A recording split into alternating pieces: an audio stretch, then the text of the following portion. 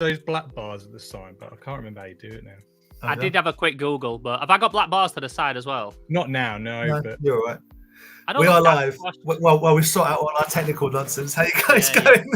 But it's all right. This isn't. This is neither a pro product like everything Slimehouse, nor a business like I made this. This is the free and badly produced toy division. How are you guys going? It's exactly like how we like it. I'm chilling. How are you boys doing? It's nice this because we were supposed to have Ryan on work with, but Ryan is preoccupied with something. So yeah, Ollie jumped in last minute, and I'm buzzing for some nerd talk. This is it. So another Welshman though, so it's all right. Yeah. I'm still keeping the accent ratio going, which is good. But for our viewing audience, our friend Rye has an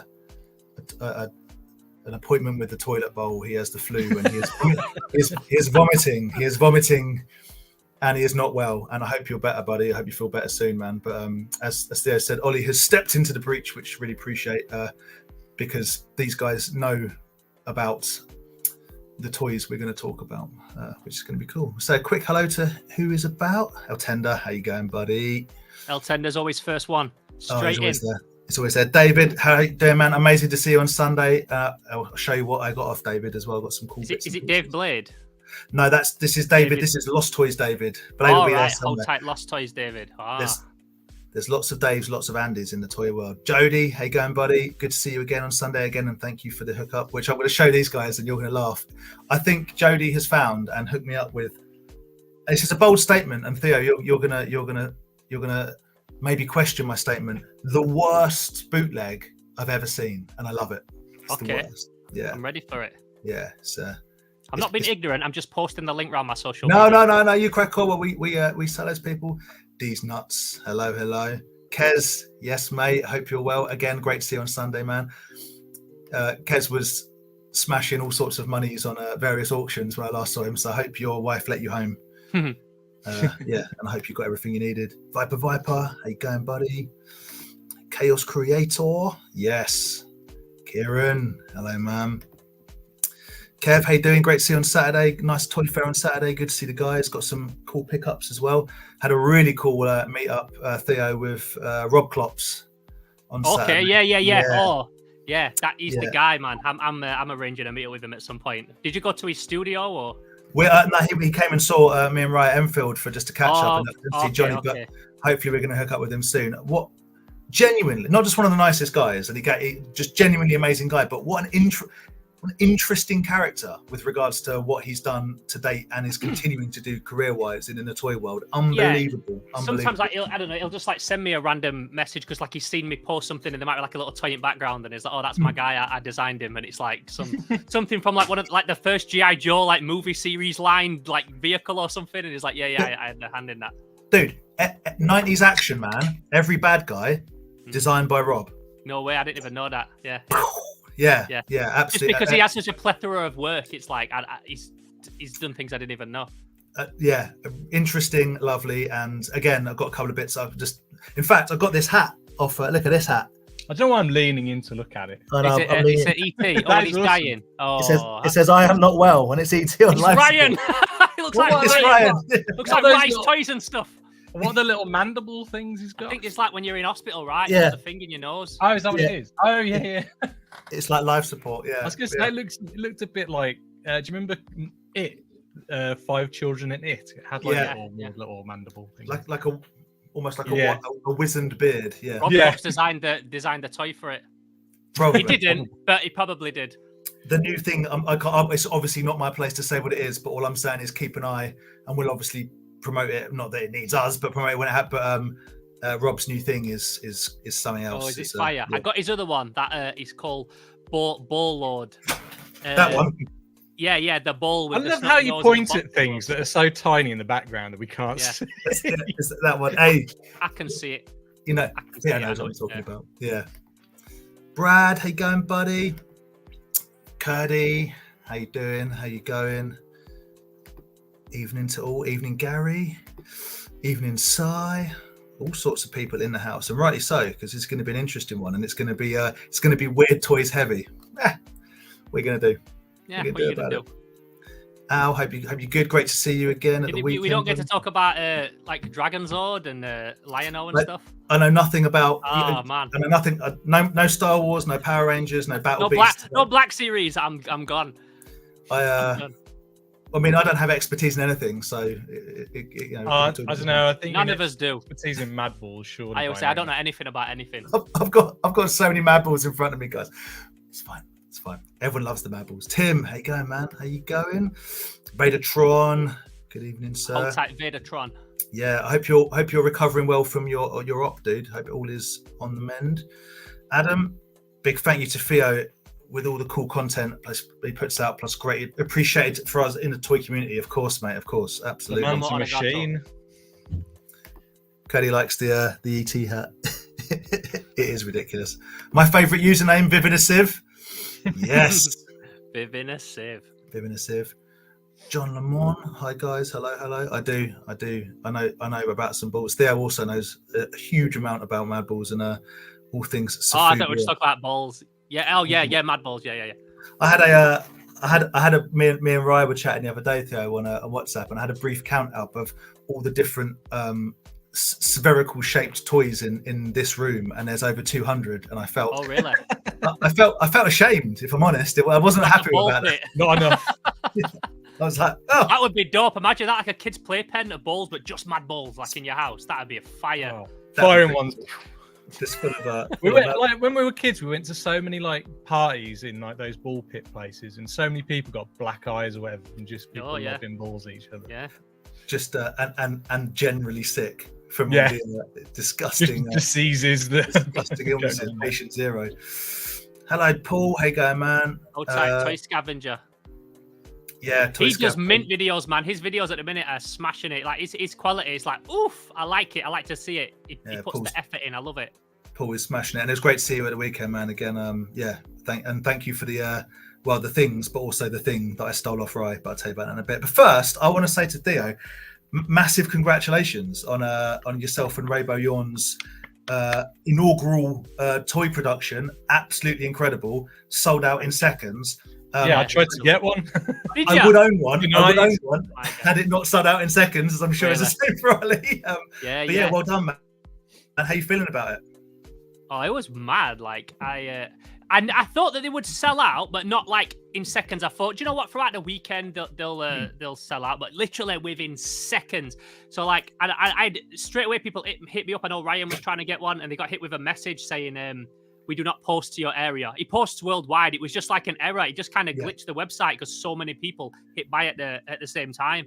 I think there was like 80 people in the queuing for one straight away. So it was just it was literally like we just threw it into a crowd and whoever caught one. It was that bad, and it maybe underestimated how popular it was going to be or what, because we were like, we'll do. We actually went to do 10, and then I messed one up painting it, like trying this new. You have Slimehouse and you have Rainbow Yawn. Put them together, of course it's going to slow out, isn't it? You know. Well, those things they would have sold out in like a couple of minutes. I was going to ask why you did 9. Was there a cryptic reason? But now you've just explained there was 10 and one of them. Yeah, good. You know, because I've got one here because his horns are flexible. And we was like working out, because they literally flex. Like we was trying to work out the best way to paint them, and I'm looking into like different kinds of rubber paint and things. And then we found out that you can like paint them with this kind of resin, and then paint on top of that. But it just didn't work, and it messed up. And so we just had one that was like an experimental one. Question: What? It's not school, brother. You'd have to put your hand up. You could like. Did you ever think about doing the horns as separate pieces? So you could then have done those out of different resin that you could have. Ollie, just the fact I managed to sculpt this thing and print it out in one piece was like a miracle to me, dude. Like maybe that's something we could look at. But I mean, firing horns for the next one, please. Yeah, that'd be dope. I didn't want it to drop and be brittle and breaking, so I like the fact that its heads, because it's soft. It's not a super foam, but it's a rubber, so it's like I wanted it to feel like those Mad Balls. Give us a big close up of it. That's so good. Yeah, that's not like we know blacklight on it or anything. It's there he is. There's no blacklight on it at all. No, I mean other than the blue lights in my room. It's just he just has a dope glow. What was I saying? So we just ended up with like one experimental one that's just like the test subject, which is probably a bit like Turgo's backstory that I wrote from him as well. Bless him. How are the sales of the print and the artwork and stuff going? Okay, yes. So I wanted to be able to provide something because I knew that there was going to be some people that missed out on one, and also B, because it was a certain price point, there were going to be people that wanted to support that couldn't be dropping £95 on a toy, but wanted to buy something and be part of the hype of Turgo anyway. So I released a print, and I've sold over half of them. So if anybody's wanting a Turgo print, I've got also, a handful left. Also amazing to see you, Brad, at the weekend, man. Always good to see you. Yeah, as Brad says, make sure you visit Slimehouse, visit Theo, get yourself a poster. Big ups to Brad. He bought one straight away. Yeah. I knew he would, though, because he's a top supporter. Yeah, so you get it's a really nice print. This is done by Ray Gun Cards. So you get a print and you get a limited edition trading card as well, and they're really nice. Like he is like a professional printer, so he did them mint. So yeah, I've got. Did he print the card back as well? Did he print the box? Sorry. Printed the box. And then, I don't know if you've ever seen his work, Ray Gun Cards. Like, his stuff's phenomenal. He makes the trading cards, but they're made in a way that they almost feel like they've been made on like an old school printing block. Oh, nice. And when he does his stuff, they come in wax packs and everything. And maybe in the future, we can talk maybe about something like that at some point when I've got a few more characters. I've seen some of his work. I love an old school wax pack. Absolutely love it. So yeah. You can't beat it, man. Question from Vadertron. On scale wise, is it similar to like an original head popper, or is it more like a premium DNA size or somewhere in the middle? Let's have a look. I'll grab one. Have a look. The closest one I've got is Screaming Mimi.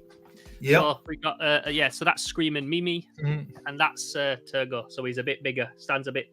Prouder. Yeah, so he's somewhere in the middle between that and a premium DNA. Perfect. Absolutely. I think he is. He's.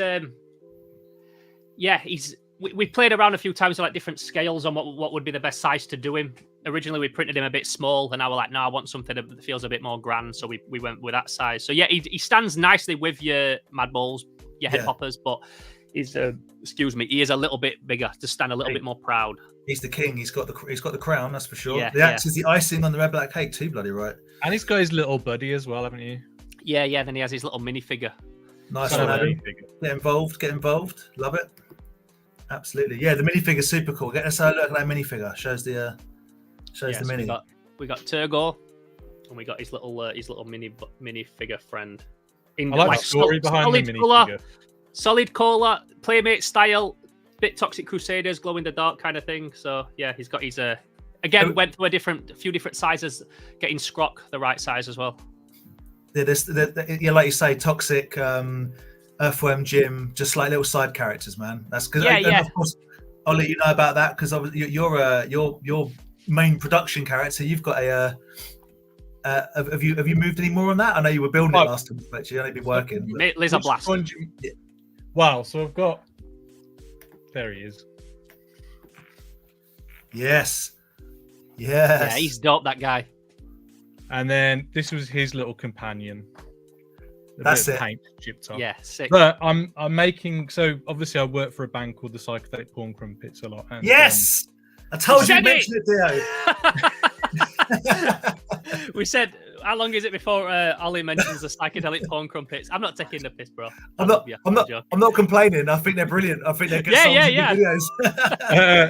So they're my only client. So that's not true. I mean, he's from a Psychedelic Porn Crumpets video. But anyway, so I did the gatefold for their latest album. So when you open up their vinyl, that's my artwork. And I did like about 60 characters. I think in Theo's video, you see them all on my table as.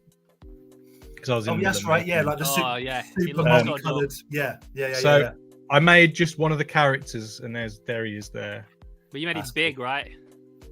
No, yeah, the other one, original one was about that big. So this one's tiny, and so I'm just going to make a load of these in all different colorways and things like that. I'm going to put them in like little bags and put them in a box, and then people will, they get like a blind bag. Do me a glow in the dark one. Yeah, sure. And then I might do a few others. So I did like a moon. So I might make a magnet, so like you can put on your fridge or whatever, and then that will also be in the blind bag as well. So whatever you pull out, that's what you get. Yeah, Merryman, cool. Every single thing we've used to make a Turgo, Ollie has in his house ready to use. Like, he to prize himself away from music videos to make it. Well, I was going to say, me and Theo share. Honestly, I'd rather do this full time, to be honest. Course. But Yeah, of course. Me and Theo share a weird honour that you put our names on the naughty list in one of your latest music videos you did for and Mark Andy's Monte. name in there as well. Dan, you're in one of the music videos. I am. I've still got the guitar. Well, I'm gonna say still. Like I've got the guitar down there from the Seven Dust video. Yeah, all good stuff. Yeah. It's Lots good. of love in chat I'm seeing as well. I keep seeing. Yeah, everyone. Yeah, get yourself a print. Yeah, slimehousestore.com if you want to check out the prints. That's all that's left now. And then obviously that I've got loads of ideas for merch and things we're going to be putting forward, but that print's limited to 50, and there's only like 18 left. So would you, if you're going to get one, now's the time. Get one. When you do another colorway of Turgo, I can't pronounce it. Turgore. Turgore. Are you going to do like the box art in a different color and another print that kind of represents? Yeah, you'll have to wait and see. You have to wait and see. Yeah, for sure. But we've been having these discussions already, Massa. Obviously, soon as they sold out, the first thing we said is like, "Yo, when we're making more?" Because I felt, you know what it was? I felt a mix of like, "Oh, wicked," but also I felt more like, "Oh, I feel really bad that people missed out," and I literally got 15 messages straight away, like, "Damn it, I nearly got one." Dude, that's the life of a toy collector, though. FOMO. That's what it's all about, you know. I mean, I suggest a blacklight poster version. That would be awesome. Yeah, maybe. If I'm do it. not being critical, Theo, but make more than 9 next time. That's all I'm saying. Yeah. We need to have more faith in our product. Honestly, but you got to understand how long it takes to. I mean, it takes him like an hour or so of just pouring just to make one. Do you know what I mean? Yeah. And then there's like lots of man hours involved in each one. Yeah. It's not like a machine where you can just pump them out. Just to make that one took me 2 days. So yeah. And that's why a lot of people kind of question why art toys are so expensive. That's why. Yeah. Because they take 2 to 3 days just to make one. Yeah, to paint his teeth, man. You see how like finite they are? I'm having to sit and have to do 2 coats with the paint, like do it once and do it again. And then if you make a mistake, cut back. Like it probably took me like 2 hours to paint each one's face. Well, I was going to say it gets next level time consuming if you hand paint them. You know, if it's more of a pour and the marbling is what it is. Yeah, then you know that that is one what I it did. is. But yeah. Figure. Like, imagine please send me the file for that. I've got a couple that I can show you. Like, so this one. And bear in mind, I'm just using like on these like Warhammer Citadel paint, so you have to do 2 or 3 coats, to get like a nice coat. Yeah. If I put it there, I'll be able to get like a better one. Yes. You see, it's only simple paint job, but it's really neat, and you're having to do 2 coats. Same with this one. That's the tonk that I did with Bill making stuff, and yeah. Like I wanted it to feel like a production toy that's come out of a factory, but I've had to do like 2 or 3 thin layers of paint, to build it up so there's not brush strokes in it and things. So if I were doing like them, like let's say I had to paint 20 of them, dude, we're talking a couple of weeks. You know what I mean? Yeah. Like, it's no joke. So luckily, Turgo was just an iron mouth, but it still took a long time. Yeah, man. Well, and the quality and the care and attention and effort shows it comes through on both of your guys' stuff. That it looks professional because it is professional. So yeah, it's all good stuff. Yeah, what you want you want people to know that it's hand painted, but you also want it to feel like it's come out of a factory. Yeah, there you go. So that's what you're trying to get to. And so speaking of factories, how is the build coming along with regards to your personal toy? Factory, I guess. Studio. Yeah. It's coming on wicked. Basically, like when I did that last update video, for anyone that's seen it, we plastered it in that, and then I don't know. I made that video and put it out like 4 or 5 days later. You need to give the plaster like 6 weeks to dry. 6 weeks, I think, was last week, so it's now ready for some painting. I just I had someone. I came and did something. Someone came here to do like a photo shoot with me last week, and I had to tidy all my toy room up and on my house and put loads of stuff just in the studio out of the way, so it's full of like boxes of stock and things now. I've got to now get them out and get it painted. It's finding time to do it. Or when we did that studio, I was opening it like a month and a half. We're like 4 months in, and it just getting to a point now where we can paint it. Like so Grand Designs, isn't it? Yeah, it is like Grand Designs, and I love me some Grand Designs. I was going to say you could have done with that happening at the start of lockdown. In a way, would have given you a bit more time. There's lots of factors why it actually took place now, but Yeah, it's coming on mint. It just needs, once it's painted, obviously it's winter. I've got heaters in there and stuff, but we need to get like proper radiators in there that I can like switch on a good half an hour before I go in with my phone, so it's nice and warm and it's all ventilated and things now. There's other stuff that needs doing. You've got to put like drainage and boring stuff on the outside that we're still working on. But January, I want to be in it. Do you know what I mean? I was going to say, with a studio that you actually produce things in, you can't leave things like temperature to chance, can you? Because it has to be, yeah. But it's coming on wicked, and no doubt, like January onwards, I'll be like doing the majority of my videos in that building. Oh, perfect.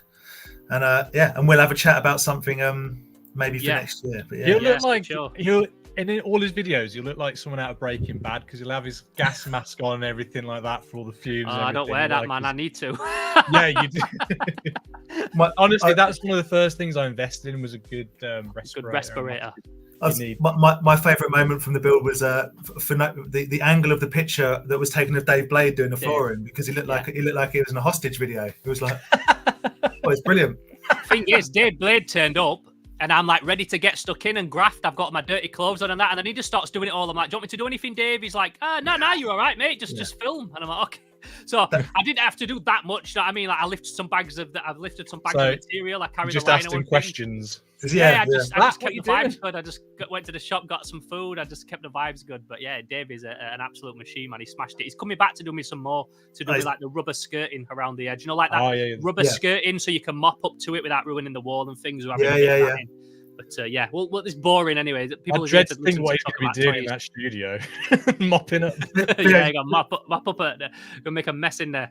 Theo's going to get into the ASMR rug cleaning videos. You've all seen them. I know you all watch them. People cleaning. I hate ASMR, man. I'm one of the few people that can't stand it. Like, it's not really a sound one. People whispering. I want to kick off. I don't like that either. But I like seeing dirty things cleaned. Don't know what's wrong with me. There we go. Yeah, it's like people who get old consoles and they put them in the peroxide bath. Oh, I'm into that. I like to see a bit of toy polish, a bit of restoration all day. Yeah. Bit of Ollie, I made this Toxic Crusaders restoration. I'm down. Hell yeah. Oh, hey going guys. It was really good to see you at the weekend. I hope you got everything. I saw you got some Bad Eggs Bunch and some Glow in the Dark mini boglins and all sorts of stuff. So all good stuff.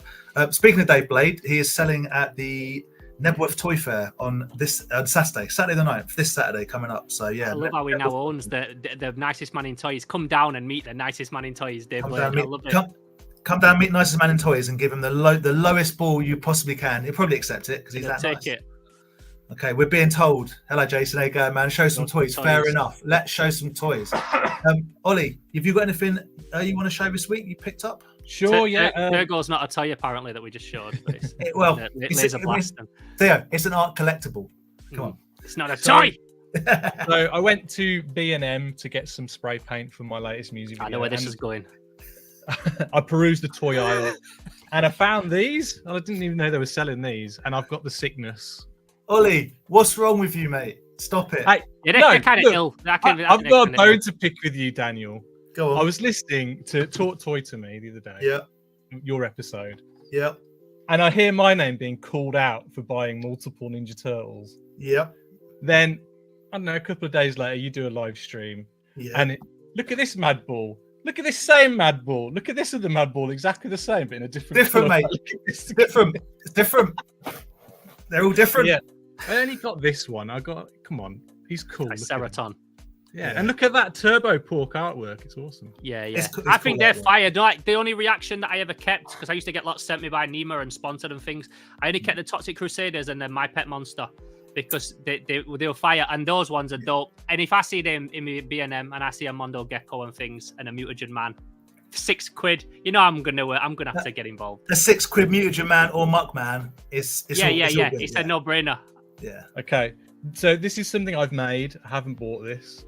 So this is the character from my new music video. Oh, cool. So she needs a name. If anyone's got a name, I'm happy to take some that strap. Ideas. Yeah. But I don't know about this gun because I actually I've got into 3D printing now, and I found a 3D thing for like a pulse rifle. Yeah. So I've made some. Theo gave me some tips and advice of how to like print these a lot better. And, perfect. Here's another character. That's cool. That's cool. I love it, man. Ollie's talent knows no bounds, does it? Like every time I see him pull something out, I'm always inspired. I'm part inspired and part irritated that you have the energy and the skill set to do it, and I just make spreadsheets for a living. So good, love it, love it. That's from the Buzz Lightyear toy that I just cut off. Oh, is it? Nice. Thought the head was from the Action Man Space Man. It looks it, doesn't it? Like the clicking one. Yeah. It was. I went on to a few toy groups and I said, look, has anybody got any old Action Man clothing or accessories they don't need anymore? And I'm happy to, I'll buy them off you. And a lot of people, like I said, why I wanted it. And then a lot of people just messaged me back, said, here you go, you can have this. I don't want any money for it. Just, that's cool. What you do. And sweet. That was really cool. Yeah, that's cool. So are they for the an upcoming music video that you're making? Yeah. So I won't say the name again because I'll get told off by you guys. It's giving me High on Life vibes. High on Life. Oh, yeah, I guess so. Yeah, I love it. That one's giving me serious Rick and Morty vibes for some reason. Yeah, High on Life. It's same same. Of course, yeah. Here's a spaceship. Whoa! Where'd that come from? That's brilliant. So again, this is from like all the Buzz Lightyear, because obviously Buzz Lightyear didn't do very well at the cinema, so all the toys are on sale. Right? I saw people. So I just bought a load of the toys, and they're ripe for modding. So I did that. Whoa! What was that? What did that used to be? Bring that back. Just put that on screen for 2 seconds and get that's incredible. Is it like the armadillo or something? So I just I can't. Hang on. Oh, so you didn't make all that? No, well, this I made, all this bit, and then I just put an Avatar helicopter on the front. Yeah, that looks wicked. This was I took 3 different ships and put it together to make this little fella. Yes, very cool. They look great, man. Cheers, thank you. Yeah, man. Yeah, it has got the heavy metal vibe to it. Into it. And then again, this is Buzz Lightyear stuff that I just painted, and it fits perfectly onto like my stop motion model. Hold tight, Buzz Lightyear for the dope mod potential. I'll probably get sued by Disney now, though. Well, I won't. There's psychedelic porn as well. Yeah, well, it's all good stuff. I mean, it's genuinely brilliant, and I love every bit of it. Hey, yeah, that's all I've got. What have you guys got? Theo, you got anything toy wise you want to show? Hey, do you know what it is? Like, I've got a video dropping like tomorrow with all my latest pickups. So then we'll link I wanted it out yesterday, but just been busy. So yeah, I haven't really got anything to show.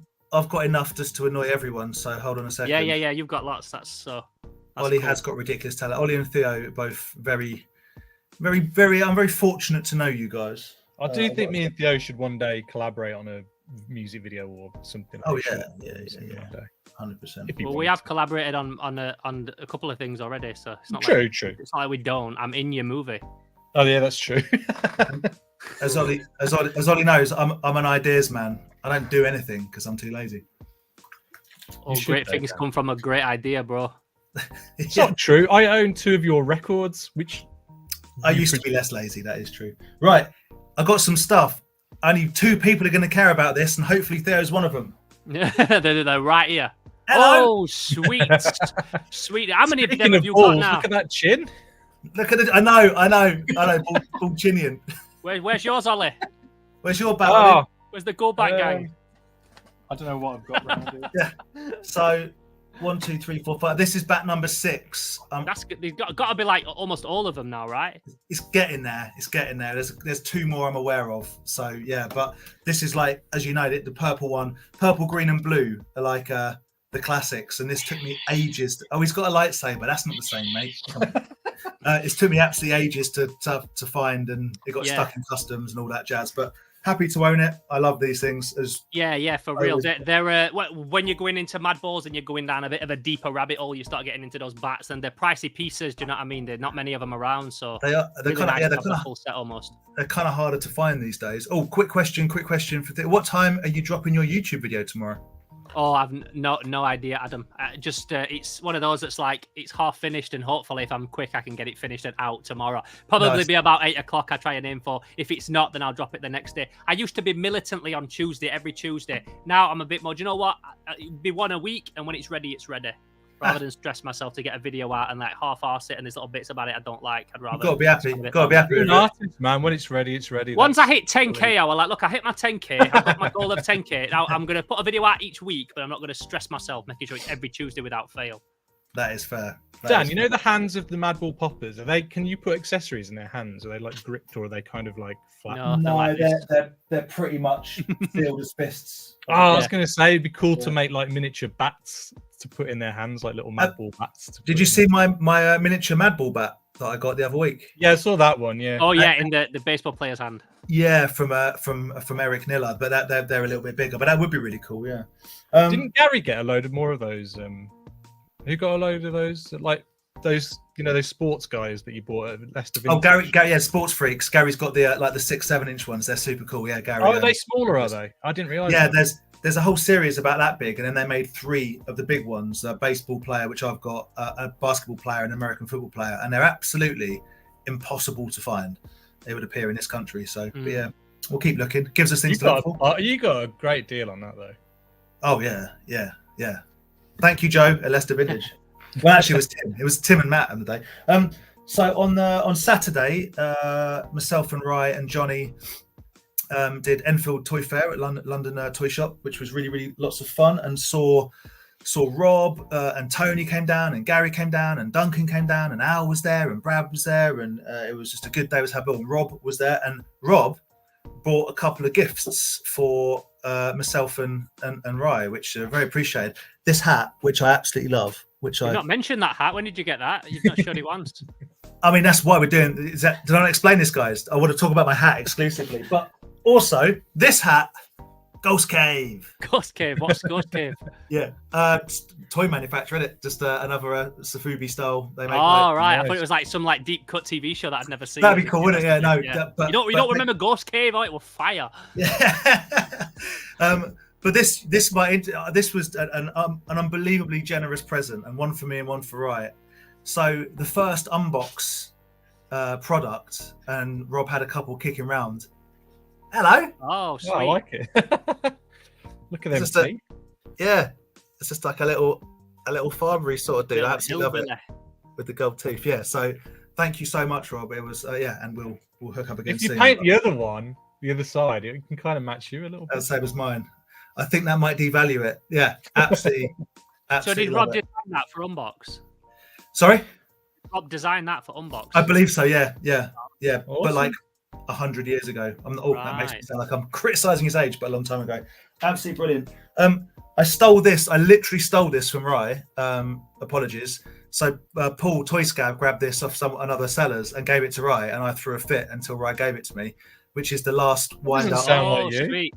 Yeah, I know. No, it's the last wind-up one. So I have all 4 now. I made a real scene, and I feel bad, but at the same time, we've all done it. Thank you, Paul. Thank you, Ryan. Maybe not since I was about 6, but we have done it. Yeah, no, it's fair. But yeah, so that's awesome. I got all them in Japan randomly, all 4 of them from like. Yeah. That when you're Safubi hunting and you see something else, you're like, oh wow, well I didn't expect to see them, but I'm 100% buying them. I just grab them up, absolutely. Yeah. So yeah, I think they're great. My Christmas present from here we go. I'm gonna get never ending for this night. Yeah, I mean, I did make a scene. Yeah, I did make a scene. Another. Go on, reenact it. Go on. What did you do? I want to see like. I said, how come Rye gets that? Why does Rye get? Rye don't even kill. And then I made a big scene and he gave it to me. So, and then I felt bad because then Rye gave me my Christmas present, which is another, because we know I like them, another evil hand. Oh yeah. I think I got that on here somewhere. The same one. This one has a strong glow in the dark, a strong glow to it. When we're like, so really like that. Thank you very much, Rye, as always. Who goes there? Yeah, very good. Right, and then in the post, because I bought the Popbot robot, whatever it is, the big kid robot. It's the big horn head. Oh yeah, I love that one. I got it downstairs. Super cool. Again, Rye had it. I loved it. I thought I'm never going to get that. Then I got the second one and thought, that's annoying. I might as well get the other one. So we have the big horn head, which I'm very happy with. And then on Sunday we did Kempton Toy Fair, which was a lot of fun with Kez and Lost Toys David and Aaron and myself and Hannah and Robbo. It was all good. And thank you to Lost Toys David for the essentially the swap, but I mean, knockoff horn head. Pretty cool.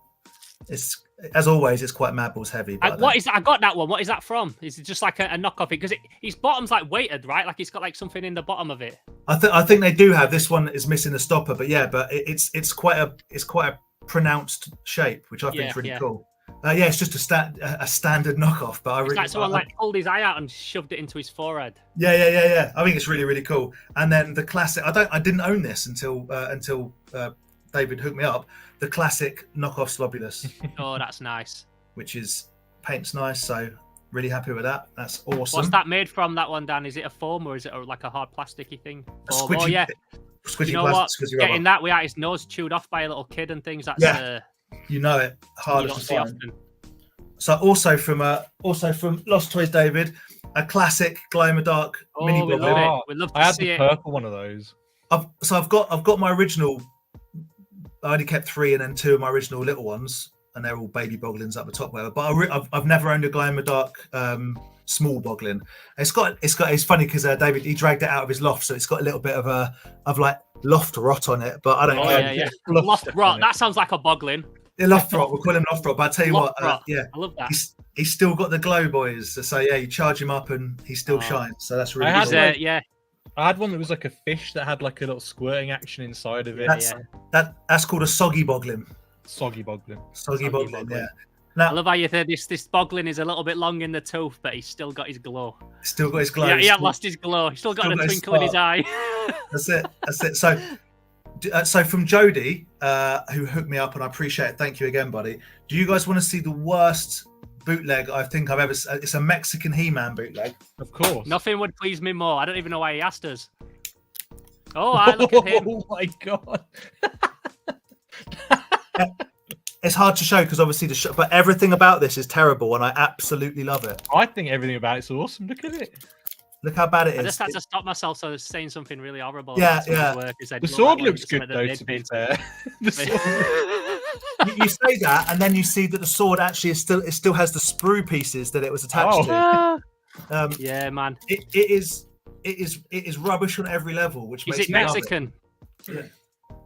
Yeah, there's a fine line with things like this. At what point is that a legitimate, just crappy bootleg, or is it a purposely crappy art toy? Because sometimes there's a fine line between the two. It is hard to know. It is hard to know. I think this is a genuine bootleg. I'm saying crap toy. Yeah, but that is possible. I should do some research into Los Amos, but my God. To be fair though, if that was a proper art toy, it'd probably cost about 150 quid. To be honest. Yeah, you know it. Yeah, it stares into your soul. I mean, Dan paid 180 for it as it is, so that's cheap. Jeez. Callum, how you going, buddy? Some movies are so bad they're good. You know it. How you going? Yeah, I love a bad movie. Yes, Retro Ghetto. Retro Ghetto in the house. Yes, we do enjoy a very bad movie. That's my friend. Tight. Whittle Goblin. Yeah. How you going, David? Yes, that boot. Yeah. So yes, thank you for hooking me up the Mad Balls. Yeah, it is so bad. It's so rubbish. I just need to quickly say hello to Colin. How you going, buddy? Hope you're well. Very nice to meet you, Theo. Colin. Just walked around NEC with a bag of 10 grand worth of Ninja Turtles. Oh, is he the guy who had them in graded scratch? And I was like, what a flex! He just brings it out. And I'm like, okay. He's got some ludicrous 50 cent a run for his money. Yeah, a grand don't come for free. That's the streets. Lee UK, hello sir. And then finally, now this has got a bit of a story. I'm probably going to say it to Ollie because Theo knows about this. So I came across this toy. Basically, Theo introduced me to a guy called Adam, also known as the Ancient Mariner. If you check out, check out Slimehouse TV about. It's longer than the Snyder Cut. I think that video. It's about. I've done 2 with him. I've done so many. Did a few of my videos, but I did one at one location, one at the second location, which is only a couple of months old now. That video. I was going to say about six weeks ago. So if you go back on Slimehouse TV YouTube and the Ancient Mariner stuff, it's brilliant. And what he's got is amazing. In that video. Oh yeah, like drawers of hands of like 80s Japanese robots and stuff. It's fantastic. But he had a piece which really caught my eye. And I think he'd only just got it, and he kind of brought it to essentially show Theo. And I wormed my way in there and tried to throw money at him, but he wasn't selling it. I remember your reaction. That's fantastic. That's the best thing I've ever seen. How much? I love this. Yeah. How much? It's not for sale. Fair enough. Out. Yeah, fair enough. I want it. Yeah, and then I noticed that as because the Ancient Mariner is indeed a trader. He buys, he keeps some, he sells some, he upgrades, whatever. It popped up on eBay, and he was selling it, and it was a little bit more than I wanted to pay for it, which is fine, because it's hard to price. Things usually are. Yeah, very much so. Yeah, things usually are a bit more than we want to pay for them. Very much so, and then it came down in price. And I did my classic. I emailed him and said, "How you going, man? Like, we've met before through Theo. Sit yourself down. Get ready for a low ball." So I threw. That's special. Yeah, I gave him a special. I paid well, guys, but not quite what he was asking. Yeah. And he said, "Absolutely not a problem." And then Theo, thank you very much. I basically took it off eBay and asked Theo to pass in my number. We did the deal by WhatsApp. Now this is what it is. Now I will say that. Again, from what he said and from what Theo said, he basically found another one that was in better condition or boxed. So he's happy to let this one go. And he told me that it's called Horror Bingo, and it's a Japanese, very short run, because I believe they got slapped upside the head with a cease and desist by well, look at it. Hello, what's this? They're coming out of the goddamn walls. They're coming out of the walls. So what comes out of the mouth? So what goes in? Hang on. So yeah. So like bingo style balls with I guess little toys, little gifts, and it was on like a shot counter, and you put your hand in, and I don't think it was a game. I think it was a dispenser, but I don't actually know. So yeah, it's got like a cut through mouth, and it goes in. It's from either the late 70s or early 80s. Again, it's not art. Honestly, because they say that looks a lot like an alien. That got banned. I mean, dude, it is an alien. Look at it. Yeah, but I think it verges on the line of that it's just inspired. I don't know. I think I can see the alien in it. I've got something to show you that will help clear things up. I was finding it on my phone. So basically, he sold this one because he got one boxed and things. And this is, I think, what I've got here is you won't mind me showing this because this is like the original auction listing that he found. So basically, what we've got here. These here are tiny little. Do you know like the little? I forget the name. They like do little zombies and everything. And they're like tiny, but they got no bottom half. They're like top half. Japanese. You know the name of them. I've got a Belial one from Basket Case. They're like called horror zombie thing. The name's completely eluded me. I know me like squashed keshi sort of thing, but it's full of those. One of them looks like Godzilla. One of them is like a little like tiger monster, and then it's got a lot of cards. That's the box. It's called Horror Bingo. Japanese Horror Bingo. thing. So it is a game. Okay. Yeah. And you somehow put. I think you have a bingo card, and then you pull the little things out of its mouth or something. But so it is a game. Take them off. Which ones? You pull out. I mean, that's terrible. But I just tried to show you because I'm doing it off my phone. But it is a game, and. I thought it was. I even think they tried to do it as an official release. If I'm not wrong, but does it have a date on it? I'm interested in the date. I'll have to ask I can find that more. Obviously, when I go, I'm going to go see Ancient Mariner again. I can get some nice footage of the box and everything. But that's just cool. Like the original auction listing picture. That watching his video, I never knew there was a Little Shop of Horrors board game. I don't know if it's officially licensed. Yeah, it is. But like, I never knew that existed. I saw that and I want it now. I've been looking for it. And I can't find it anywhere. I think Retro, get us onto something that would make a fire tissue dispenser. I was going to fill it with the little Mad Ball squirt balls that come in the little cheap. Dan, it's your toy. You fill it with what you want. I'll do what I want with it. As many balls in it as you want. I think it's wicked because it's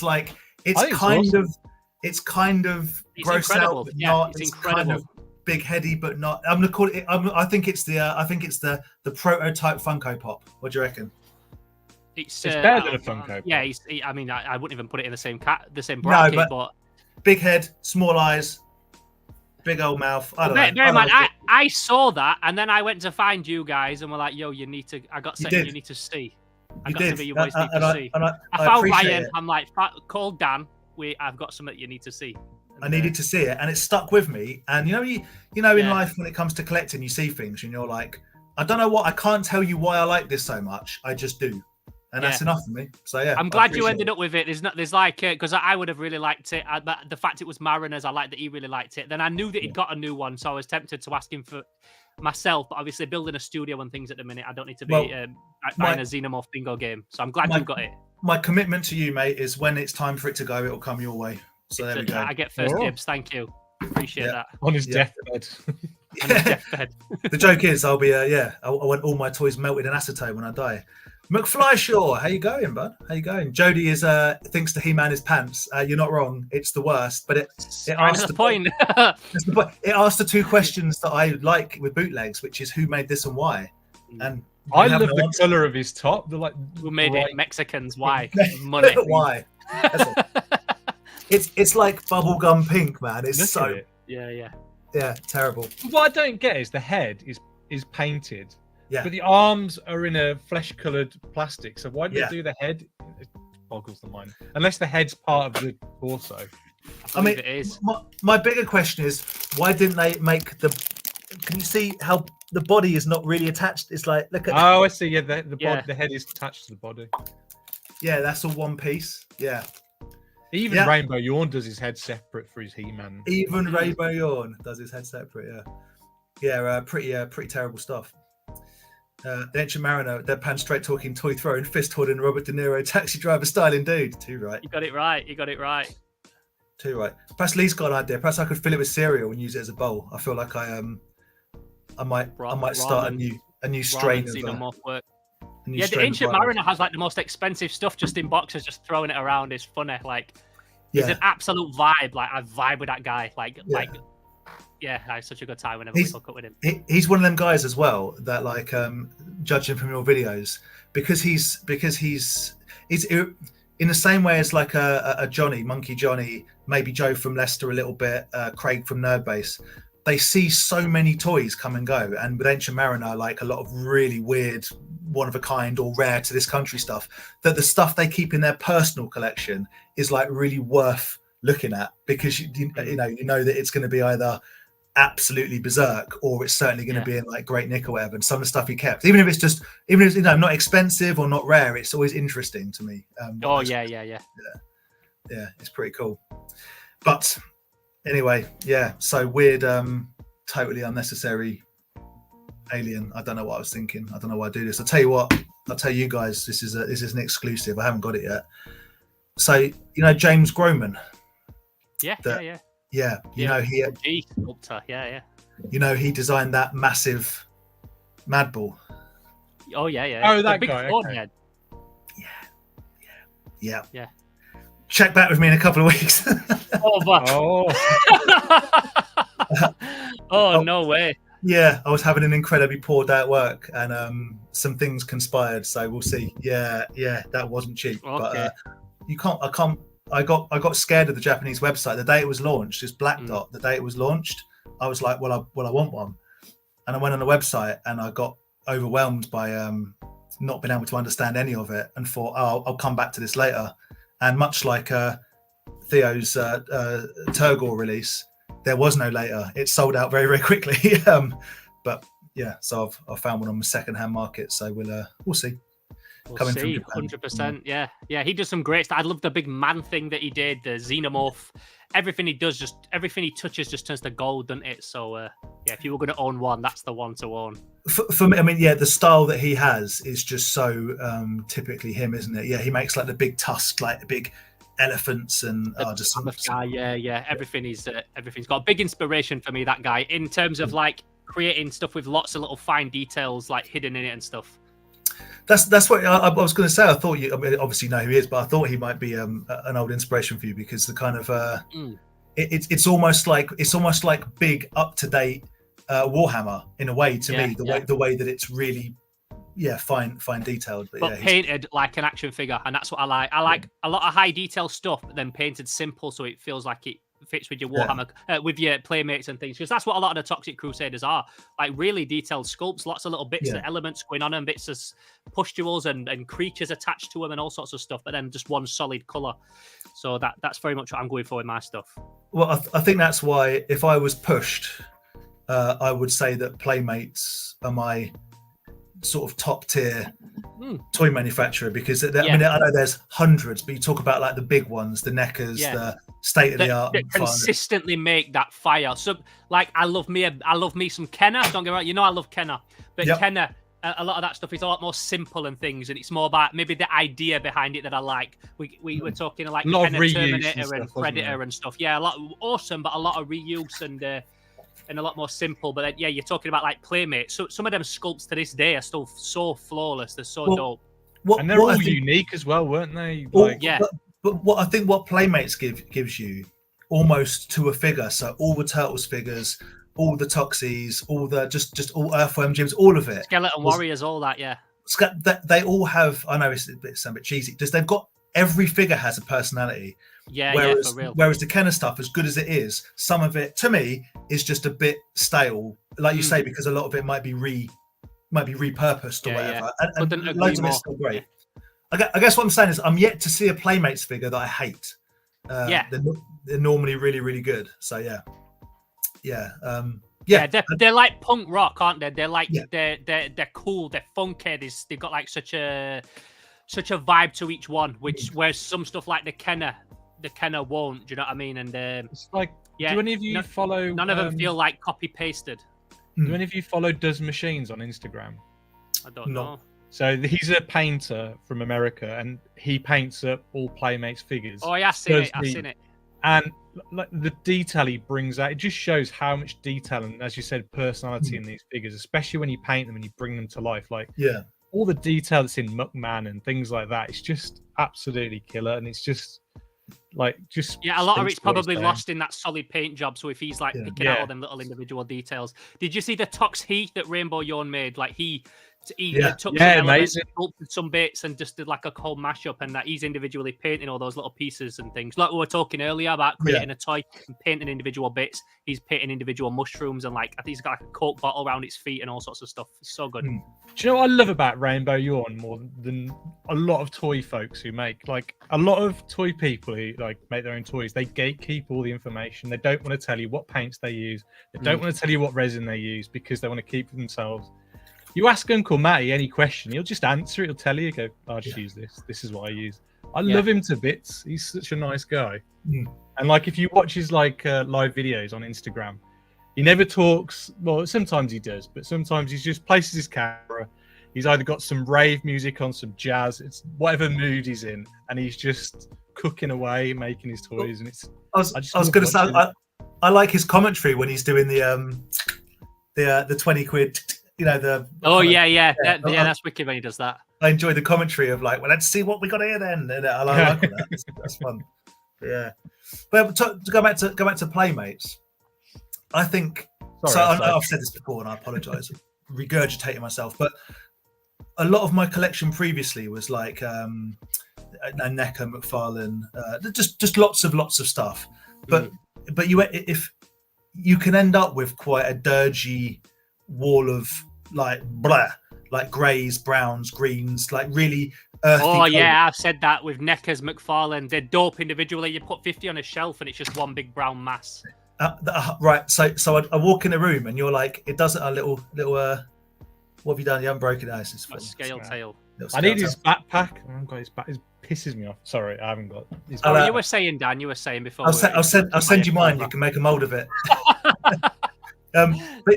But yeah, like so it doesn't fill you with joy, even though, like you say, so I had like Sin City figures, like figures I've still got in my loft, like the full range of BioShock figures. I love BioShock, I love the figures, but they don't bring me joy. But the Playmates figures, regardless of what they are, just the colours of them, like. So I am trying to get more in the realm of. I think toys should have a.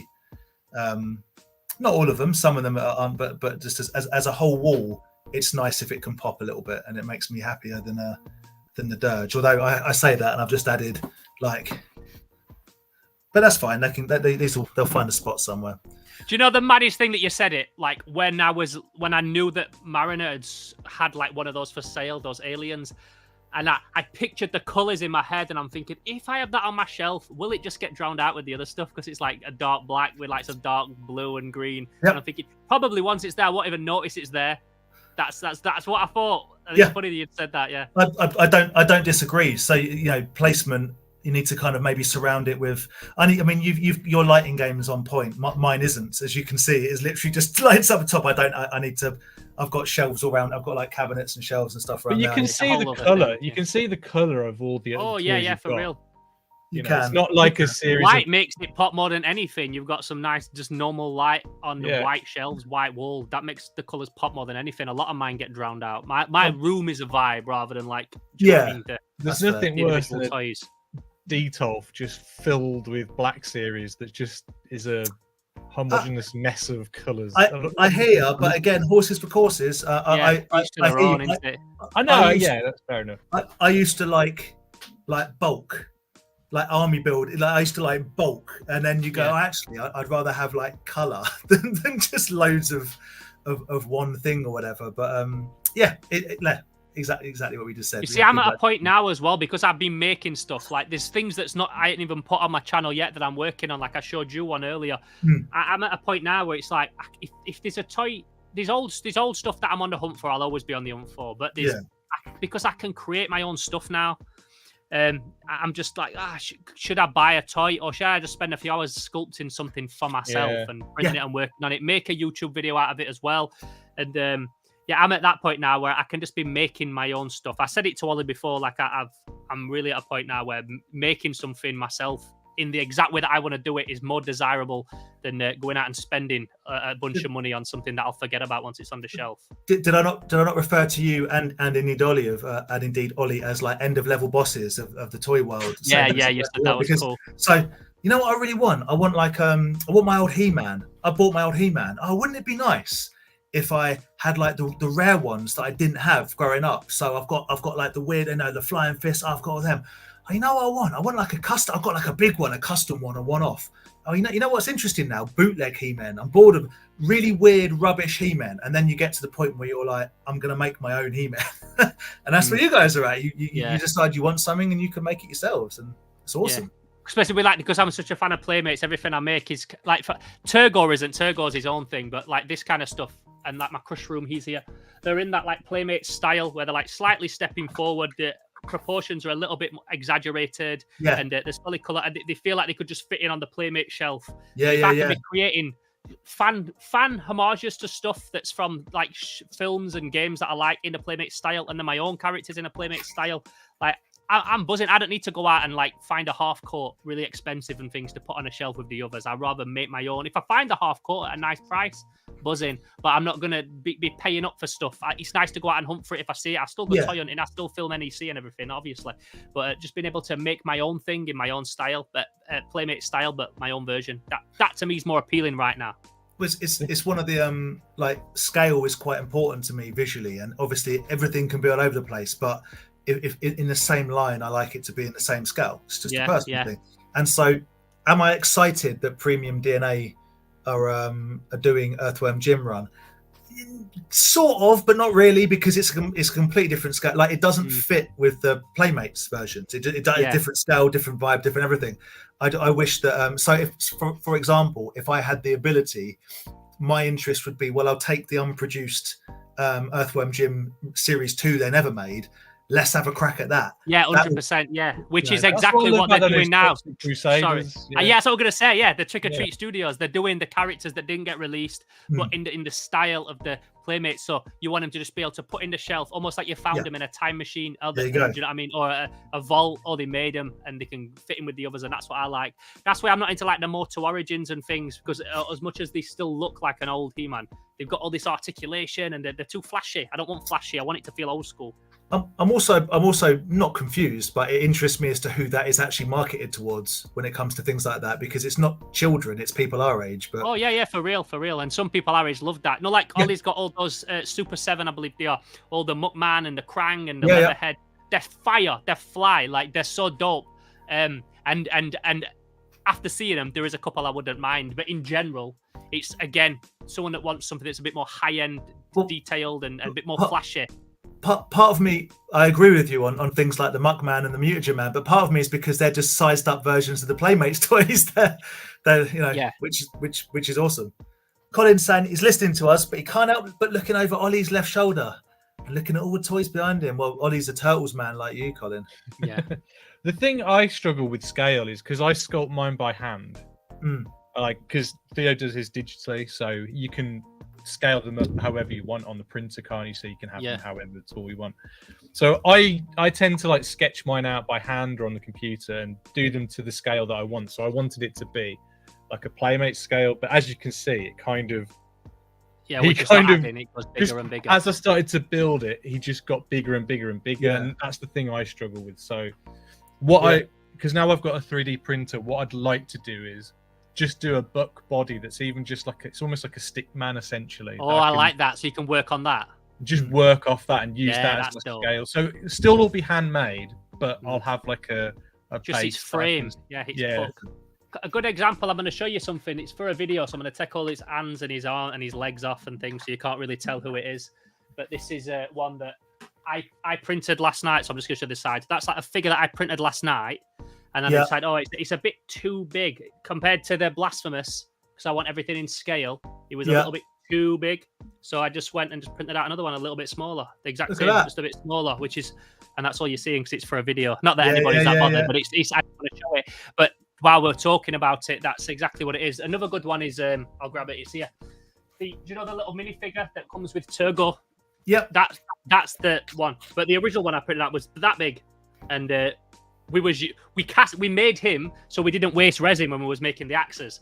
That's why we made him a minifigure, and it worked out cool. But so the excess resin was for him. That's too much, because that'll use too much resin. It needs to be a bit smaller. So I could just print one off, a few different sizes, and just send it. Do you know what I mean? A few different ones and say, you cast the one that's the best size. So that's the beauty of the 3D printing stuff. The only thing that's not good is there's some things when you're sculpting digitally that would be so much easier by hand. I was doing this character earlier and I'm putting hair on his head. Now, if I was sculpting by hand, I'd just get lots of little sausages. I'd stick them down and I'd go out with my knife and I'd just make it look like hair. But on the digital sculpting app, what I use, you have to like individually put each thing and then shape it. And it's just some stuff that I'm like, if I was doing this by hand, I could do it way quicker. But then there's other things that I can't do quicker by hand. And it crashes my iPad. I'm using the RAM to a point now where my iPad, I'm have to move like one arm on its own and then the other arm and leg and then hope they all fit together because I don't do it on the PC yet, on the laptop. So these things sculpting by hand that are so much easier, but then sculpting also has other benefits. Because like ZBrush, I think you can actually just like do a blob and just kind of sculpt into the blob. That's what I do. Oh, it is the same. Oh, You've never watched one of my videos, obviously. Yeah. I have, but I always start with a blob, Ollie. He's found me out. So, big love for the mushroom. Yeah. I think Crushroom is going to be the next one that I do. Yeah, he's awesome. I think he's one that I actually personally make in my studio. I think it's going to be Crushroom, so I think it'd be pretty easy to do. It's just one body. But again, scale wise, it's just got Playmates written all over it, isn't it? Oh yeah, he's a same scale as Playmates. I mean, he's top of his mushroom comes to like their head. So, and that's why I have them like slightly stepping forward, because a lot of the Playmates slightly stepping forward. Although I haven't got to a point where I haven't articulated the legs on this. Turgo, which is more Madball, his legs are articulated, and they also pop off as well. He's like an assemble. But, if you're doing a static figure like that, it's probably better. It's easier to have his legs move. Whereas if you're doing a posed one, it's really hard to do them moving and make sure they can stand for up real. As well. And I don't. He doesn't need that. I mean, not that this is a figure I'm selling. I made it for myself, but he doesn't need articulated legs. He stands on the shelf with the Playmates. His arms can move about, but the actual body, he's all right. He's all right with static legs. Yeah. But like I say, the classic Playmate stance, because. Yeah, you got to get them to stand up, right? You got to. Street Sharks didn't have articulated legs, did they? No, they don't. No. No, and they're very one forward, one back. Obviously, otherwise they tip over. Yeah. What's Paul saying? I think Playmates is maybe my top 2 companies. Really started to appreciate them more as I've got deeper into collecting too, right? No, I bought a load of Skeleton Warriors off Ken and Toy Scavenger, and as soon as he boxed them up for me, you were kind of like, I kind of feel like I want to start collecting these myself now, and then he did. Sometimes it's like when you're selling things, you're like, I kind of like this, but I've already sold it, so I want one back. Like when you talk about toys, like the technical side of it, in the mask, in the Transformers, the playability side of it, in the G.I. Joe, in the Action Man, there's all places for it, but pure character, pure pure memorable character, for me, it's got to be Playmates. Like, they're just, you just remember them, right? Like, they're just, absolutely stick out. Yes, need a crush room, 100%. Retro Collector 1990 Chaz, one of my biggest supporters, a mod on my Discord, gonna be a mod when I do my Twitch live stream, toy making stuff and everything. Big supporter. Nice. Love it. I know. I saw, if I mention Mask, they're both Paul and Tats and Toys will appear and tell me about the that's it.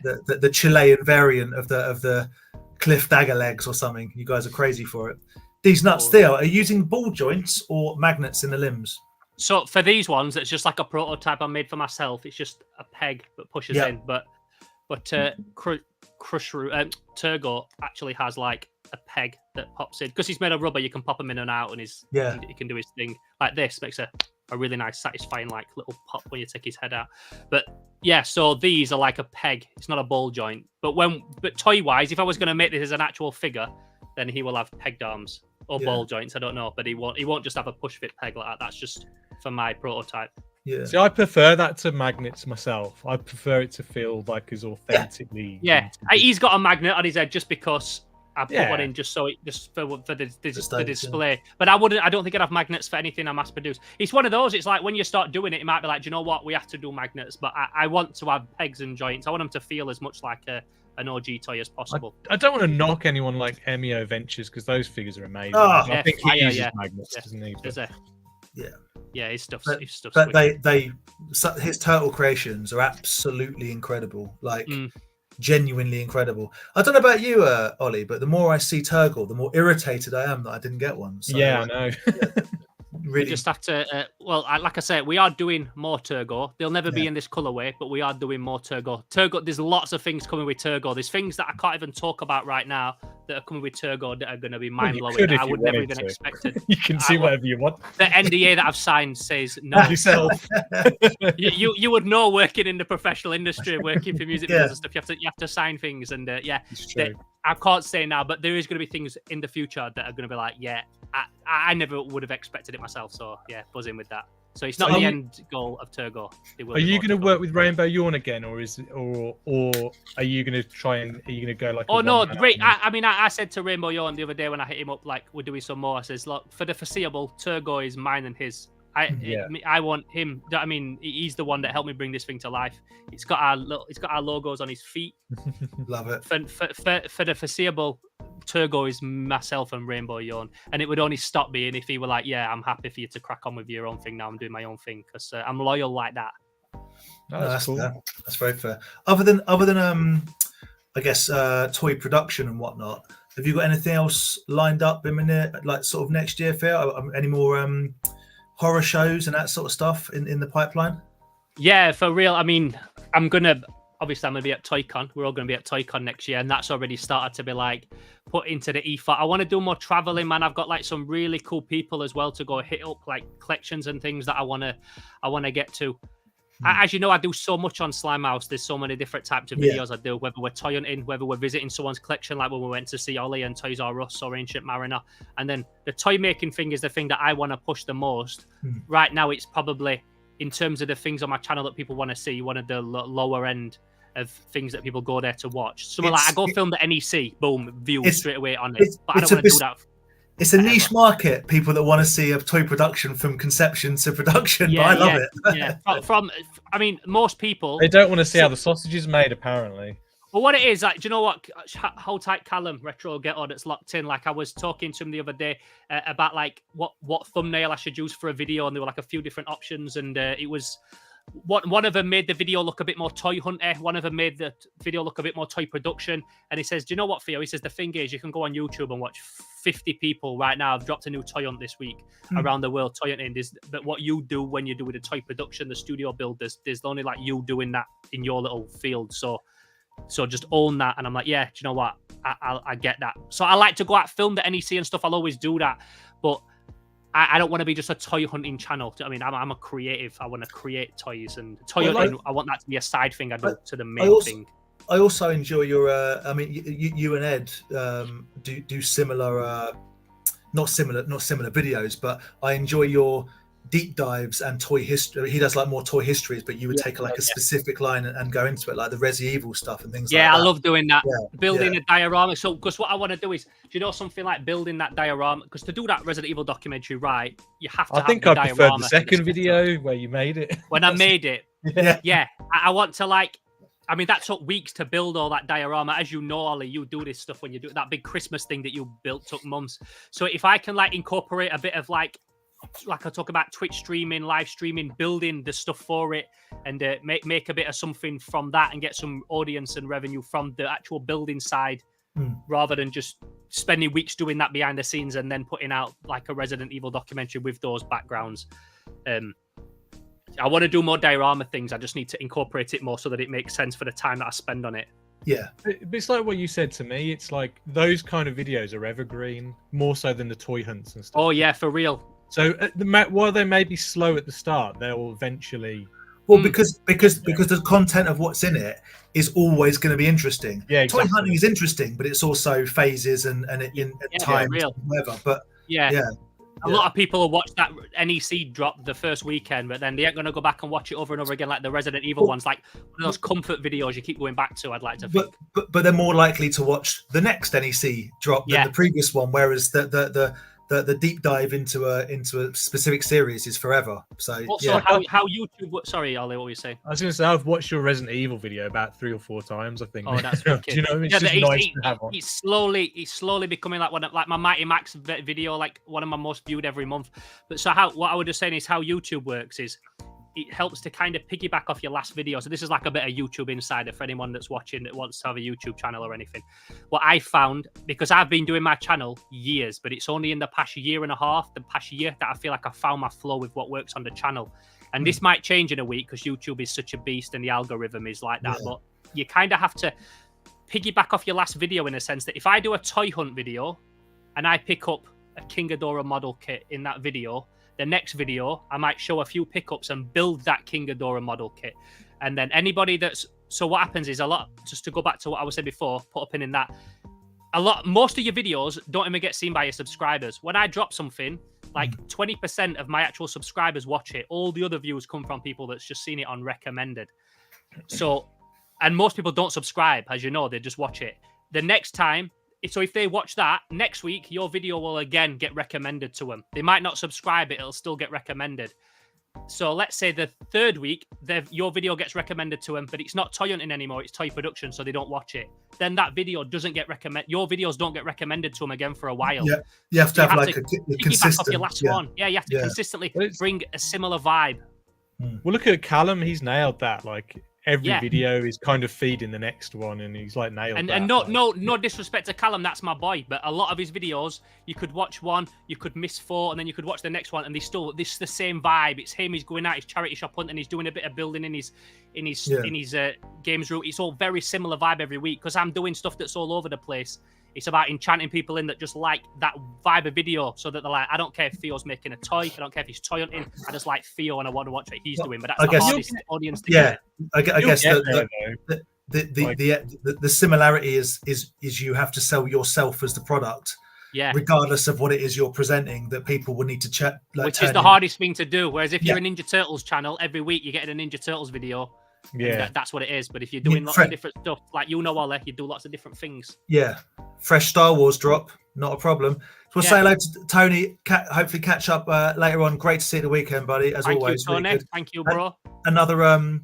Another gentleman that was enraged to have missed out. He tried to buy one of the Turgores, but it already sold out. But I'm sure he'll be. They're coming. More's coming. We're doing. We know now. We learned our lesson. We know people want Turgo, and we want to give you a Turgo.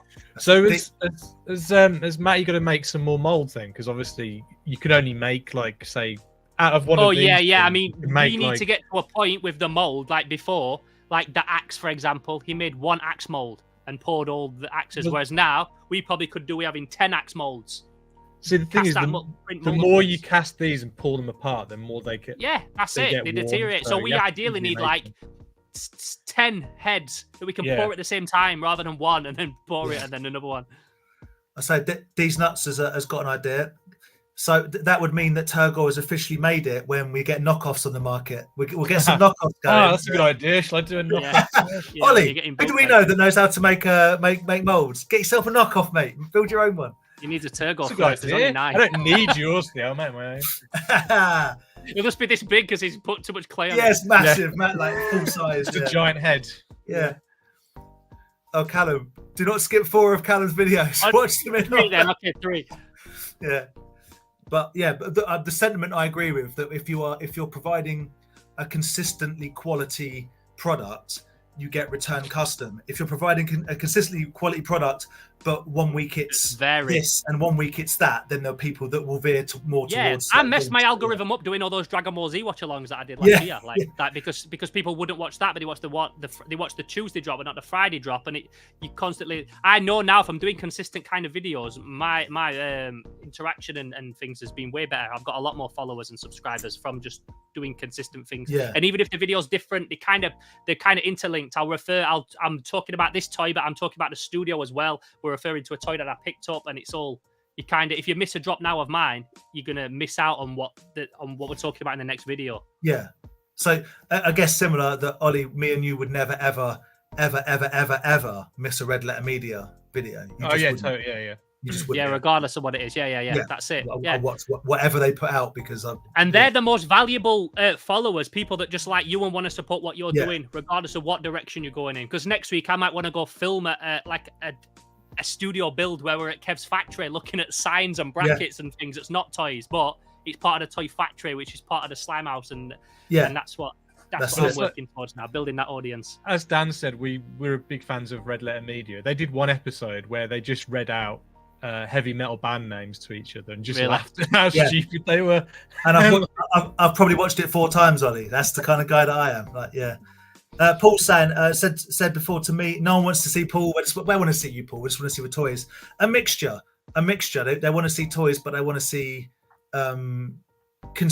people like consistent presenters. It's. I mean, look at Ed. He's got like Matty. He's got Renzo. He's got all those guys, hasn't he? And they're all like. He had, but again, they're brilliant. Great, obviously great guys in real life, but they're really good. Like dragons, but exactly, For me, and you've got bent legs. Where is he? He should be in the comments posting the Slimehouse store link. Where is he? So you get people now going, Bent Legs is my favourite member of Slimehouse now. Who's the favourite member of Slimehouse? Yeah. It's funny when someone will come up to me at Toy Fair and they'll give me something and they go, I brought a little something for Bent Legs as well, because I feel bad for him. He's always a left Quality out. Street or something. Yeah, and I'm like, hold that camera still. With his little camera. His tiny little camera. McFly Shaw, I don't collect toys, but sub to Theo for the interesting content. The Resident Evil 1 hooked me. There you go. Much respect, brother. You're exactly the kind of supporter that we're talking about. And that's it. You like how something is, even if you might have episodes of whatever that you find more interesting than others, but you enjoy the presentation, and that's what it's all about. The presentation, that's right. That's some of my favorite YouTubers. I don't care what they're doing. I just like them and how they present stuff. So yeah, exactly that's what I'm aiming for. And a lovely NoFX t-shirt, and the end of an era of I'm gonna say it, probably the best punk band that's ever existed. Oh yeah, I love that band so much. Absolutely brilliant. How Kiss had their final show the other day, and they announced they've got like these like holographic CGI versions they're going to take over. They should do the same for NoFX. Imagine. Well, my friend toured with NoFX as one of the techs, and they were playing a fairly sizable, like a big festival, and. Their banner was on an A1 bit of paper. Yeah, they always had that came. Do you know that band Static X? I'm aware of Static X. Yeah, you saw that because their lead singer passed away. Then his friend now sings as in with a robot mask, like an Android version. That's so fire. I love that. I think that's pretty cool. He was in a band called Dope. That guy, I forgot. Yeah. He's obviously a famous singer and good at what he's amazing at what he does. But like, he just comes out like an android. Imagine like, let's say I died and then like someone who I loved like took over, but as like a robot feel. Like that's fire. Yeah, that's really, it's me, but it's a robot that's like brought back to life. That is so cool. Wisconsin Death Trip. That was an awesome album. I love that album. Wisconsin Death Trip is a great film as well. Next to Rancid, you must have lost your mind when they did the covers each other's songs. Oh yeah. Rancid and FX. That was big news back in the day. Callum, the subject matter thumbnail might introduce you to a channel, but the person is what keeps you coming back, irrespective of how invested I am in the topic. Totally agree. Totally agree, because the reverse can happen, right? There might be something that I'm really interested in, and I don't like the person presenting it. That's why. For real. That's why we all get the ick for a different reason with someone. You're like, you know what? I wish him well. I just don't like it. His vibe's not me. That's why whenever I'm meeting anyone that says, "Oh man, I watch your Toy Vision stuff," I say I apologise profusely. I love Callum's thumbnails. There's one where he's like this. He's always like, it's like, I like the boxing glove, but it's like knockout, knockout yeah. like Rocky. Yeah, it's good. It is good stuff. But yeah, it's because Ollie, the other Red Letter Media, the other one I like is Caravan of Garbage. That's also if you're. Oh yeah, the Australian one. Yeah, Australian guys. I told you need to watch Found Footage Fest. I know. I have it written down. And No Effect's doing Europe again. I think so. Yeah, they'll probably come. Because I missed them last time, so if they do the UK again, I'm definitely going to go again. But yeah, man, we got you're seeing Botch in Bristol, right? Yeah, March. Yeah, you're going to the London show. Yeah, but I might be up in Bristol the next day to watch Timber. We'll talk. Okay. It's going to be a musical year next year, but yeah. Joe Arch, Bent Legs as a robot Theo is so cyberpunk. Can you imagine? Bent Legs a bit better dressed like Turgo. You can we'll get like make a big paper mache head. Yeah, you can make it, Ollie, like a sick foam mascot of Turgo at the Toy Fair promoting Slimehouse, and with Bent Legs in it. Surely this hits off. Surely that is the deepest cut, because only 9 have been made. If someone rocked up at a London Film and Comic Con, Toy Con or something, dressed as Turgo. I always said, no, you just said, you've made it when someone bootlegs you. You know you've made it when someone cosplays as you. There you go. That's it. We've cosplay you and they dress their cat as the sidekick or something like that. That's it. That'd be awesome. Dan does. Hold tight. Dan does in the building. Oh, Dan does. Evening. Dan does. Very, very dope YouTuber. Very dope YouTuber. Yeah. Theo made me feel really stupid when I was like talking about Bill making stuff and Dan does, and he was like, "No, they're the same person." And I was like, "Are they?" I'm so confused. Yeah, they're not their brothers, isn't it? Yeah. Ollie, we're quite old now, mate. We get confused easily. I know. In the 10 minutes we were chatting, Theo, before we went live, me and Ollie were talking about laser eye surgery and hair plugs. That's really the kind of age that we're at, mate. Kind of conversations you're at. Yeah, but if you're into like the crafting videos and making the cool stuff, check out Dan does. Like, fantastic videos. He's up there, man. Like, he's killing it. There we go. Dan does YouTube. Get on it, as I'm sure you already are. No Effects in Berlin. That'll be sweet. That'll be good.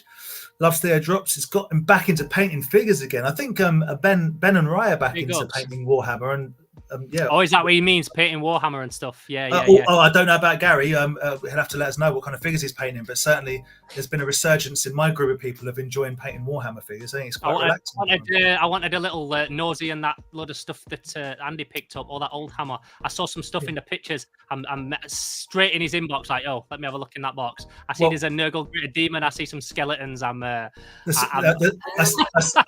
separated the skeleton army for him, and the Greater Demon and Nurgle. There was a corn or pieces. Slanesh one maybe. I rescued and now have a bag of, I think it's 60 Dark Future figures, which I'm not sure what to do with yet. But yeah, I love it. I absolutely love it. They're so all good stuff. Bentleg's being Robot Theo, but his salute would give him away. yeah, that is it. Deep cuts. A deep cut. Yeah, man. So are you doing was it For the Love of Horror you did this year in Sheffield, or was it the HorrorCon? For the Love of Horror is a different thing. Yeah, okay. HorrorCon. Always never miss HorrorCon. Always do HorrorCon. Obviously we'll be doing ToyCon. Well, there's no more NEC there's no more NEC actually planned at the minute, is there? Like, there's no dates. That's like this April, isn't it? Yeah. It's not in my little book. I will tell you in my diary that I've written them down in. So I'll be at Stafford though. I'll be at Stafford Toy Fair. I'm looking forward to that. Dan is perfect. And not so much the Stafford. Don't move, Dan. You're perfectly in line with the Dragon Zord. Oh, I am. Yeah. Well, yeah, you are. Phil's have to sit back to be in line with Rick Rude. 16th of April, NEC. 7th of April. 16th. Not the 16th. Retro Collector. The 7th of April. 7th of April. And then we've got the 29th of September, and then they're also back on the 27th of December next year. So it's gone from 4 to 2, and it's back to 3 next year. So 7th of April, 29th of September, 27th of December. I say I want to get to one of those Sandown toy fairs, those southern ones. They're just far for me, bro. They're just far. So it's a case of like we'd have to drive down that before, stay at someone's house or whatever, get an Airbnb and then go hit it up. But I do want to do it because I've not been to them ones. Well, I say we'll be at Stafford in a couple of weeks. That's like 2 days after Christmas. But again, Stafford's one of them that it's like I'm more looking forward to the hangs because me, Bent Legs Retro Ghetto, and that will all be going. It's more just like a dope day out. You know the vibe. You know what I mean? That's what you guys are all about. Well, my plan for the next NECs is not to come and sell it, it's to enjoy exactly that vibe and just have. Are you just gonna have a mosey? Yeah, just meet you guys, like have a chill, have a little dig, get some food, kick back. I can't remember what it's like just to go to a toy fair just to vibe, like because I film them now. I'm filming. I'm having to get shots and content. You're selling. It's a job. I'd find that too stressful to have to make films. So it'd be like, I don't know. It would. It's not like when I do a toy hunt as well. I never just go and have a hunt and that's it. There's always some kind of story. There's something I'm after, or I find something that I want and don't get, or I don't create a story. I don't make a story. I just get a story from what we filmed, and there's nothing worse than like filming at something like Doncaster Toy Fair and it's just dead. And for like the whole event, you're like, I don't really pick anything up, nothing really popping. And then at the last 5-10 minutes, you find something that makes the whole episode like have a story. Yeah. At least when you go with a few people, you get a cool episode out of it, even if there's. You don't really pick much up, and it's a bit of a dead event. But yeah, you still get the jokes and the hangs and the and all that sort of stuff. Well, so what's Brad saying? Dan, Theo, and Rye for the random collect. Rye's got a lot to answer for. Dan, Theo, and Rye for the random fig collection as windowsill. Yeah, it is getting a bit wild, isn't it? But that's all right. It's all right. Bit of random figs. Big up Brad be skating every time. Another dog supporter. Yeah, love Brad. Thanks, Theo, for listening to Hack and Slash ones. Shout out to my own podcast here. This guy it was funny. He tagged me in a podcast and I put it on while I was hoovering on my earphones, and it was weird just hearing someone for like 40 minutes just talk about me that I've never met before, and like their perception of seeing my YouTube channel as like a follower that I've never spoke to, a supporter. It's just interesting to hear, isn't it? Like someone talk about you and like things that he'd like done a deep dive on that I'd done in the like other like creative journeys I've done in the past and things, and just be like, Dad, this guy knows more about me than I do. Yeah, that is cool. What's that podcast about then? What's the? They talked about a lot of D&D. They talked about like just nerd culture and things, and then he was talking because they're talking about D&D toys, and then I'd reviewed some, and he talked a bit about me on there. So, but yeah, good like half an hour, 40 minutes just talking about me and Slimehouse. So that's the Hack and Slash podcast. I think it's one guy from like maybe Belgium, one guy from America, I believe, cool. and they were just chopping it up. It was good. Total nerdcore. Something going on with Belgians. Loads of nerds in Belgium. It's cool how there's all these different like little communities of toy collectors. Like England's definitely got ours now with this kind of crew, I think, and Australia have got their own thing going on. America have got theirs and things like that, and it's really cool. I was talking to someone the other day. Like, I think it's really cool that you think about the biggest shops in this country or sellers of toys, and it's the Leicester Vintage, Johnny. Nerd Base, Ian Vintage Toy Monster, and there's loads of others, Space Bridge and In Demand, whatever it may be. And you think about what I consider, and this is just my opinion, to be the biggest toy YouTubers. You got the Theos, and you got trying to think who else now. I'm going to embarrass myself. That's all you need to know. Just Theo. We got Slimehouse, number one. But like. Everyone kind of knows each other, and I think in a good way that it's nice. There is it's a lot of cross promotion. The thing is, you know what it is, yeah. Without mentioning names, there's other people who do what we do that like actively don't want to like support other people, and they won't even like give you an Instagram shout out and things, and I just think it's such a silly thing to not do. You're so much more in your benefit to be cool with everyone and promote each other. It's such a small space. It's such a small. Like niche little cult world that we're in. It would behoove you to not, or the other way around, but you know what I mean? Yeah. I support, if you support me, I support everyone. And like I said, there's some people, like Dan said, same with the crafting scene. You have to support each other, because if not, you're like doing yourself a disservice, because it's such a small world that like, God forbid someone signs to your Patreon as well as mine. God forbid I give you a shout out and you get 3 followers from my page. So I love that we all work together, and I show nothing but love to everyone that supports and respects me. I just feel like if you were doing like a football podcast or like a specific film, like a Marvel film review podcast, there's a huge amount of competition, and maybe it wouldn't benefit you to put people on. Oh, I understand that, whether I like it or not, I understand it. But in the worlds that we live in, it's all so, yes, it's the same section in HMV, but it's all so varied what people are trying to do and what they are doing and what they're putting forward. So it can only kind of benefit everyone. And I get it, and I feel bad sometimes because there's only so many hours in the day. So when people go like, oh, have you watched my latest, or have you listened to my latest? Sometimes the answer is like, I haven't had a chance. I make no secrets about it. If you do walk around car boot videos, I don't watch them. I watch your introduction and I watch what you picked up, but I don't care about the walk around bit. Some people absolutely love it. And, we all have different strokes, isn't it? And exactly. And like Scavenger just said, we're all what we're building, but the thing we are building is kind of special. I thought he meant like everything. Each one of us does our own thing anyway. So I know there's no one else like me, and I know that there's other people like Retro Ghetto. There's no one else like him. So no one's. Do you know what I mean? It's everyone's doing. If what you're doing is a good enough thing, you're not stepping on each other's toes anyway. You're also. Megatron, I am subscribed to your channel, and I do watch your presentations, and I particularly enjoyed the ones which I can't talk about because they're. I watch Vadertron. Yeah. Vadertron toys, you gotta subscribe. I watch it. I like Vadertron. Yeah, I got a with Vadertron at NEC. Yeah, but like my friends literally have no clue. Well, they know I like toys, they know I make claymation stuff, but they really don't care about it whatsoever. And so like I had no friends who were into this kind of stuff whatsoever. And I've been watching Toy Division since, I don't know, it was before it was even live, and you were like on a round table, and you were giving like, it was the first one I watched was you were giving each other Christmas presents, and I think Andy got the willow, the dragon thing. Yeah, and Aaron's got proper short hair. So I bought Andy the willow ebasisk, and he was so excited he almost threw it across the room. It was quite rare. And I've been watching ever since, and all during lockdown when you started to do it live and stuff. And like I'm quite a shy person if you actually know me, and like I could tell Dan kind of like good, like the kind of music that I like and stuff like that. So I just reached out to him to have a chat to him, and it was just nice that he just was talking back to me. And then eventually I got invited on the show and stuff. And now we hang out in real life and go and watch like pretty heavy doom bands at 2:00 in the afternoon in Birmingham. It's good. And then like I did my YouTube channel hoping I'd meet other people like me that did the stuff that I do. And then Theo did his like competition to do the amp thing.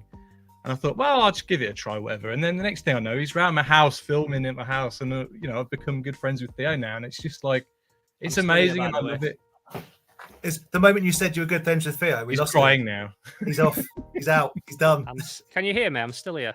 I can hear you. Yeah. I just had to, when you, because I used without being too emotional. Change the battery. That's all right. It means a lot to me that I've met you guys and all the people man. Related to Toy Division, and it's really nice. There's a lot of genuinely nice people. There's a lot of interesting people, and more than that, there is a lot of incredibly talented people in the circles that we keep. And yeah, long may it continue. Let's wind up there before I get emotional and start crying in a very manly way.